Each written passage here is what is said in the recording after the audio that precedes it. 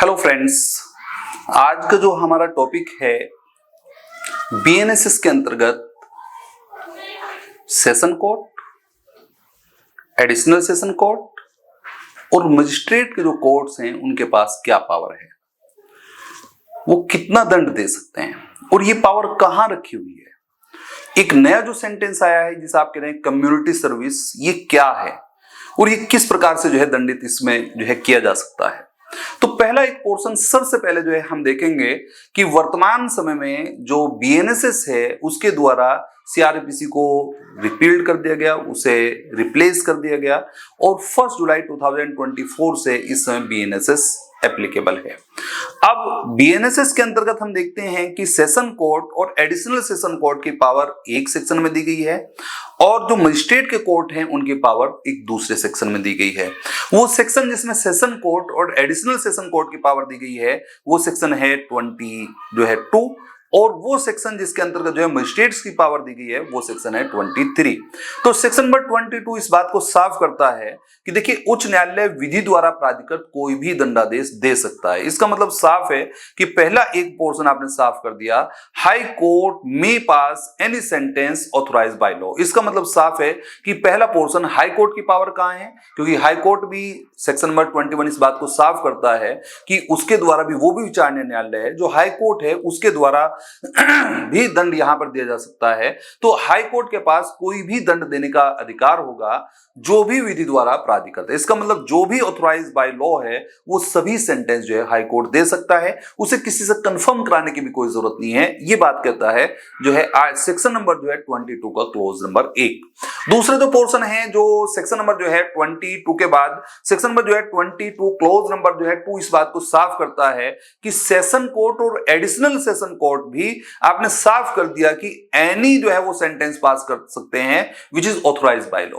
Session न्यायालय और अपर session न्यायालय भी वो सारे दंड दे सकते हैं जो विधि द्वारा प्राधिकृत हो, लेकिन आपने साफ कर दिया कि देखिए अगर वो डेथ सेंटेंस है तो फिर जो है वो उच्च न्यायालय से कंफर्म कराना पड़ेगा। इसका मतलब साफ है कि कोई भी दंड दे सकते हैं, लेकिन अगर आपने डेथ सेंटेंस दिया तो उसकी कंफर्मेशन आपको हाई कोर्ट से करानी पड़ेगी। ये बात आपने साफ कर दी। तो कुल मिला के बात क्या हुई कि अगर आपसे पूछता है कि सेशन कोर्ट की कितनी पावर है तो ऑल ऑफ पावर है, अगर जो है एडिशनल सेशन कोर्ट की कितनी पावर है तो ऑल ऑफ पावर है।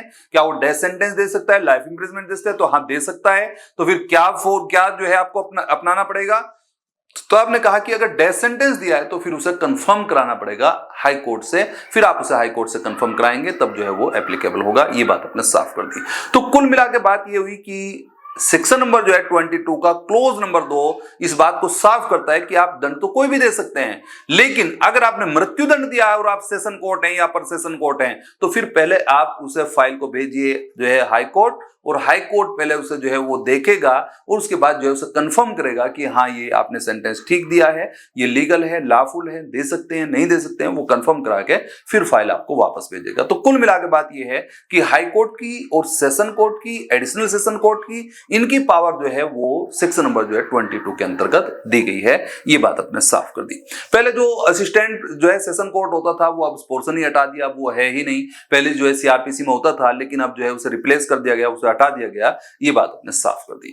अब बात यह है कि चलिए जो है वो हमने साफ कर दिया कि देखिए स्टेट के अंतर्गत जो दांडिक न्यायालयों में सबसे बड़ा न्यायालय है वो हाई कोर्ट है और उसकी पावर हमने देख ली कि वो एनी सेंटेंस पास कर सकता है which is authorised by law. और फिर आपने कहा कि डिस्ट्रिक्ट के अंतर्गत, जिले के अंतर्गत जो है सेशन कोर्ट सबसे बड़ा है और जो है उसके बाद जो है वो एडिशनल सेशन कोर्ट है। तो उन दोनों की भी पावर हमने देख ली कि वो भी कोई सेंटेंस दे सकते हैं जो ऑथराइज्ड बाय लॉ हो, लेकिन साथ ही साथ जो है उसे कंफर्म कराना पड़ेगा, जो है आपने साफ कर दिया। और कंफर्मेशन जो होगा वो जो है हाई कोर्ट के द्वारा कराया जाएगा। अब बात यह है कि जो मजिस्ट्रेट कोर्ट है क्या उनकी क्या पावर है। तो मजिस्ट्रेट कोर्ट्स के लिए जो है आपने सेक्शन नंबर जो है 23 के अंतर्गत आपने रखा कि देखिए जो मजिस्ट्रेट कोर्ट है उन्हें आपने डिवाइड कर दिया, एक तो सीजीएम है, एक एसीजीएम है, एक जुडिशियल मजिस्ट्रेट फर्स्ट क्लास है, एक जुडिशियल मजिस्ट्रेट सेकंड क्लास है।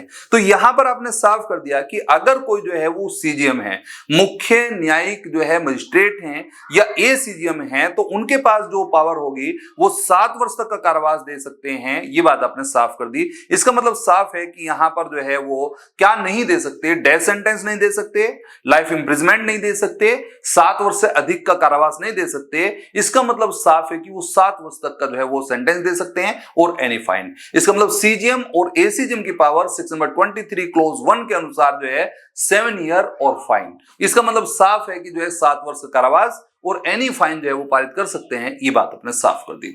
फिर जो दूसरी क्लोज है वो कहता है कि मजिस्ट्रेट, जो जुडिशियल मजिस्ट्रेट जो है वो आपने कहा फर्स्ट क्लास हैं, उनके पास क्या पावर है, तो आपने कहा कि देखिए उनके पास जो है वो 3 ईयर का इंप्रिजमेंट हो सकता है, 3 वर्ष का कारावास, और साथ ही साथ जो है आपने कहा 50,000 रुपीज फाइन, 50,000 रुपए का जुर्माना, और बोथ या दोनों भी दे सकते हैं। इसका मतलब 3 ईयर का इंप्रिजमेंट, 50,000 50,000 रुपए, ये एक बड़ा पोर्शन जो है चेंज करके लाए हैं बीएनएसएस के अंतर्गत। 50,000 रुपए का जो है वो आपने साफ कर दिया वो जुर्माना होगा, और बहुत, और साथ ही साथ आपने कहा और कम्युनिटी सर्विस और जो है सामुदायिक सेवा का जो है वो दंडादेश दे सकते हैं। तो इसका मतलब साफ है कि यहां पर आपने साफ कर दिया कि देखिए जो जुडिशियल मजिस्ट्रेट जो है फर्स्ट क्लास हैं, उनके साथ आपने साफ कर दिया कि उनकी जो पावर है वो 3 ईयर का इंप्रिजमेंट है, और 50,000 रुपीज का फाइन हो सकता है, और बहुत हो सकते हैं, और कम्युनिटी सर्विस का भी पनिशमेंट हो सकता है। अब बात समस्या फिर वही आ रही, भाई कम्युनिटी सर्विस क्या है? ये कम्युनिटी सर्विस को हमने देखा था पहले सेक्शन नंबर 4 जब हम बीएनएस को देख रहे थे। कम्युनिटी सर्विस एक पनिशमेंट है जो नए रूप में लाया गया है। पहले कम्युनिटी सर्विस कोई दंड नहीं था, लेकिन अब ये दंड के रूप में जो है प्रभावी है। तो आपने इस बात को साफ कर दिया कि कम्युनिटी सर्विस है क्या। तो इन्होंने कहा कि कम्युनिटी सर्विस एक ऐसा कार्य है जो किसी दोषित व्यक्ति को दंड के रूप में जो है किसी समुदाय के जो है वो लाभ के लिए जो है करने के लिए न्यायालय आदेश देता है, और जिसके लिए कोई पारिश्रमिक उसे नहीं मिलता, जिसके लिए जो कोई रेम्यूनरेशन उसे नहीं मिलेगा।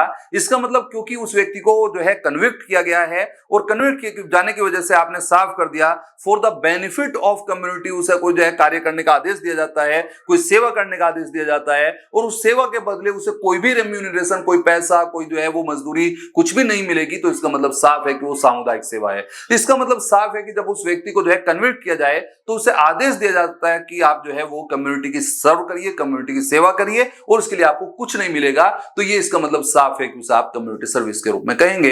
तो ये भी जो है मजिस्ट्रेट फर्स्ट क्लास जो है ये जो है दंड दे सकते हैं कम्युनिटी सर्विस का, ये बात आपने साफ कर दी।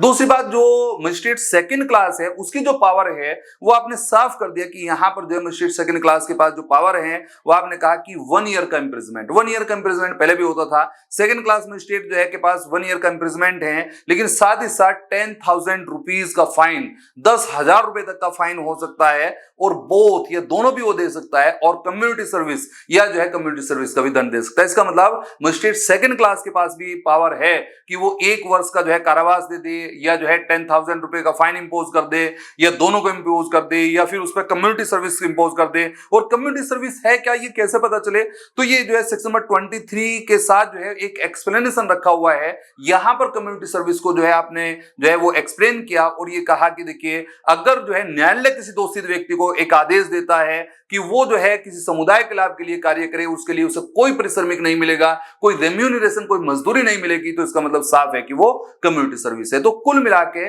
सेक्शन नंबर 23 को हमने जो है 3 क्लोजेस में देखा।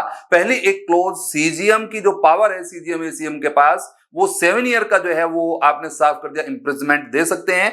फाइन के लिए कुछ नहीं कहा, इसका मतलब वो कितना भी विधि द्वारा ऑथराइज जो भी है वो दे सकते हैं। क्लोज नंबर 2 के साथ मजिस्ट्रेट फर्स्ट क्लास के लिए कहा कि पनिशमेंट तो 3 ईयर तक का, और साथ ही साथ फाइन जो है 50,000 रुपए, 50,000 रुपए तक का फाइन हो सकता है, और बोथ भी हो सकते हैं, और कम्युनिटी सर्विस भी हो सकती है।